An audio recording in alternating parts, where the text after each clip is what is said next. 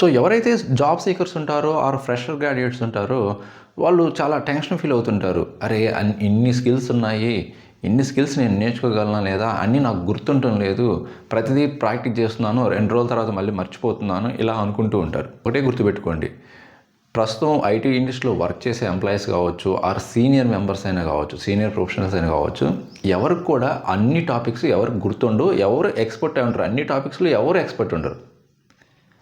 But ఏంటంటే ఆ senior మెంబర్స్కి ఆ ఎక్స్పీరియన్స్ వల్ల ఏంటంటే ఏ ప్రాబ్లం ఇచ్చినా కూడా సాల్వ్ చేయగలము, ఆ డీబగ్గింగ్ స్కిల్స్ వచ్చి ఉంటాయి.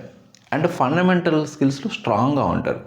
ఫండమెంటల్ స్కిల్స్లో స్ట్రాంగ్గా ఉండి ఏ ప్రాబ్లం ఇచ్చినా మనం సాల్వ్ చేయగలము అనే కాన్ఫిడెంట్గా ఉంటే ఎవరైనా సాఫ్ట్వేర్ ఇండస్ట్రీలో సర్వే అవుతారు, ఇంట్రెస్ట్ కొని క్రాక్ చేస్తారు. జనరల్గా మనం ఎక్కువ మంది చేసేది ఏంటంటే ఫండమెంటల్స్ పైన త్వరగా ఏదో అసలు అది ఏమీ అవసరం లేదులే ప్రాక్టీస్ చేయడం అనుకొని అడ్వాన్స్డ్ కాన్సెప్ట్స్ ఎక్కువగా ఫోకస్ చేస్తుంటారు.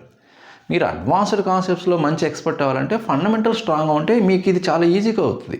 సో సింపుల్గా చెప్పాలంటే ఏ జాబ్లో అయినా సరే ఎవరైనా సరే ఆల్ స్కిల్స్ మీద ఎవరు ఎక్స్పర్ట్ అయి ఉండరు, దాన్ని ఎలా యూజ్ చేసుకోవాలో తెలిసి ఉంటుంది అంతే. So as a job seeker or fresher graduates మీకు ఆ కాన్ఫిడెంట్ రావాలంటే ఫండమెంటల్లో స్ట్రాంగ్గా ఉండి బిజినెస్ ఫ్లోని అండర్స్టాండ్ చేసుకోండి, వర్క్ ఫ్లోని అండర్స్టాండ్ చేసుకోండి, దట్స్ ఇట్. ఇవన్నీ రావాలంటే మాత్రం ఆ కన్సిస్టెన్సీ అనేది ఇంపార్టెంట్. ఏదో ఒకరోజు మీరు ప్రాక్టీస్ చేసి మళ్ళీ 1 వీక్ తర్వాత ప్రాక్టీస్ చేస్తారంటే ఆ కన్సిస్టెన్సీ మిస్ అయిందంటే మీరు నేర్చుకుందో కూడా మర్చిపోతారు. ఎవరైతే daily 1 hour enough, 1 or 2 hours enough practice చేయండి అండ్ 2026లో జాబ్ తెచ్చుకోండి.